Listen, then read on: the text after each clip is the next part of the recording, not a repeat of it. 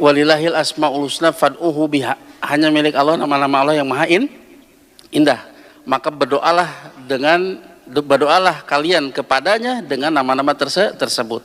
Doa di sini mencakup dua jenis doa. Yang pertama doaul masalah, yaitu kita meminta kepada Allah dengan menyebutkan nama-nama yang cocok dengan permintaan kita.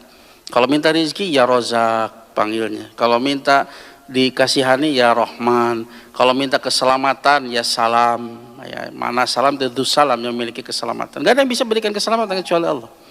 Tatkala kita berpergian dari satu tempat ke tempat yang lain, kemudian kita selamat di tempat tersebut, maka ingatlah nggak ada yang bisa menyelamatkan kita kecuali Assalam.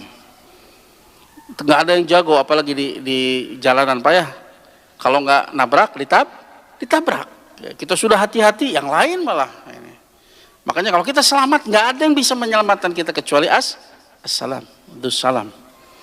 Kalau kita minta kesehatan, ya Syafi, wa yang maha menyembuhkan. At-Tabib itu diantara nama Allah Ta'ala.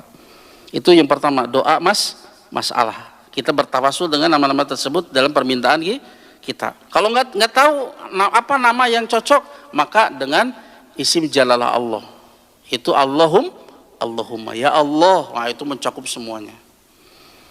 Yang kedua, doaul ibadah, doa ibadah. Bagaimana kita menggunakan ya doa ibadah ini?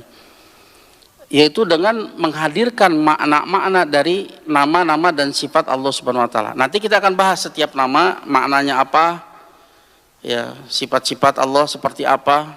Maknanya, kemudian buah-buahnya, apa yang buah keimanan dari mengenal nama-nama tersebut. Contoh misalkan, kita mengenal nama Allah Al-Alim yang Maha mengetahui, yang ilmunya itu meliputi segala sesuatu, bahkan mengetahui apa yang dibisikkan oleh jiwa. Laqad khalaqnal insana wa na'lamu ma tuwaswisu bihi nafsuh. Sungguh kami telah menciptakan manusia dan kami mengetahui apa yang dibisikkan oleh jiwanya. Sampai bisikan jiwa saja Allah tahu. Mengetahui nama Allah Al-Alim, As-Sami yang Maha mendengar, bahkan mendengar ucapan hati kita, mendengar, Maha melihat. Kemudian mengenal nama Allah Ar-Raqib yang Maha mengawasi, nama Allah Asy-Syahid yang Maha menyaksikan, mengenal nama Allah Al-Hafid yang Maha menjaga. Ini semua nama-nama yang akan membuahkan muraqabah. Contoh misalkan, merasa diawasi oleh Allah Subhanahu wa taala. Maka berdoa dengan doa ibadah ini artinya apa? Menghadirkan makna-makna tersebut di dalam seluruh kehidupan kita. Gak cukup cuma kita mempelajari kemudian faham, tapi berusaha untuk menghadirkan makna-makna tersebut di seluruh kehidupan kita. Maka ini akan membuahkan muraqabah, merasa diawasi oleh Allah Subhanahu wa taala, membuat kita takut untuk berbuat maksiat. Meskipun ini perkara yang ada di dalam batin, manusia nggak tahu. Kita punya hasad, kita punya dendam, manusia nggak tahu. Tapi kita merasa malu, merasa takut kepada Allah. Kenapa? Allah Maha tahu apa yang ada di dalam hati kita. Nah, inilah maknanya ihsan. Maka mengenal nama-nama Allah dan sifatnya akan menghantarkan manusia kepada derajat ihsan. Ihsan ada derajat tertinggi dalam agama ini. Islam, iman, ihsan. Apa itu ihsan kata Rasulullah SAW? Anta'budallah ka'anaka tarah, fa ilam takun tarahu fa innahu yarak. Engkau beribadah kepada Allah seolah engkau melihat dia. Gak bisa melihat dengan mata ini, tapi melihat dengan apa? Basirah, dengan ilmu.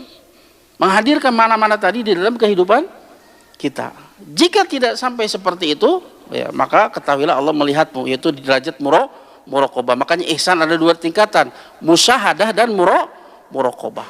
Ya, musyahadah menghadirkan makna tersebut. Kalau nggak sampai ya muraqabah. Ya muraqabah di antaranya apa? Mengenal nama Allah Al-Alim, As-Sami, Al-Basir, Ar-Raqib, kemudian Asy-Syahid, ya, Al-Hafid, itu membuahkan muraqabah, merasa senantiasa diawasi oleh Allah Subhanahu wa taala. Maka meskipun kita sendirian, kita nggak berani untuk bermaksiat kepada Allah Subhanahu wa taala. Nggak ada yang lihat, di kamar sendirian kan. Tapi karena kita mengenal nama Allah Al-Alim, nah membuat kita itu terhindar dari semua perbuatan tadi. Contoh ya kan, contoh yang lain, misalkan nama Allah Ar-Rahman, Dzurrahmah Al-Wasi'ah Asyamilah likulli syai', yang memiliki rahmat yang luas yang meliputi segala sesuatu.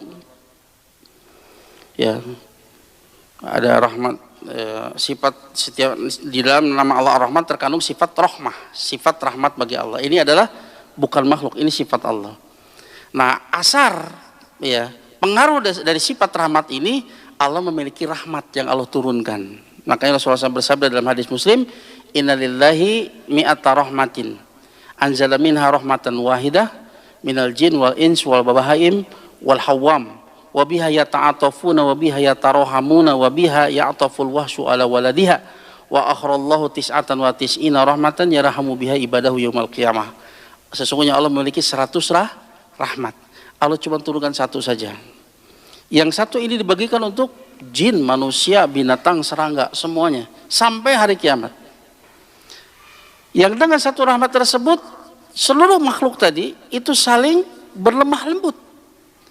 Yang dengan satu rahmat tersebut seluruh makhluk tadi saling berkasih sayang.